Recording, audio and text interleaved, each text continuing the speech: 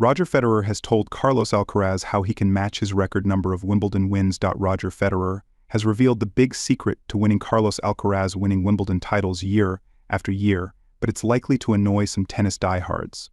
Federer retired as the greatest men's Wimbledon champion of all time, having mastered the grass court by winning 8 titles at the All England Club. Granted, Federer was consistently strong in the other 3 Grand Slams as well, but it was SW19 where the Swiss star looked most at ease.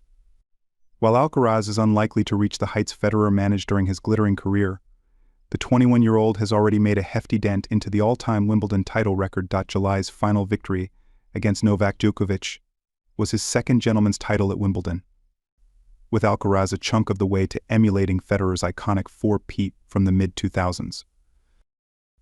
As if he needs any more pointers, the record Wimbledon champion has told Alcaraz what he needs to do if he wishes to emulate Federer's grasscourt career.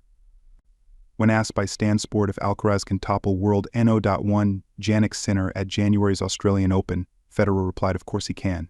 And if you win all the other different majors, you can win Australia, he'll be physically perfectly prepared.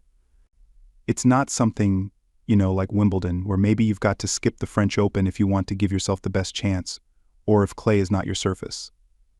You've got to do an extra effort."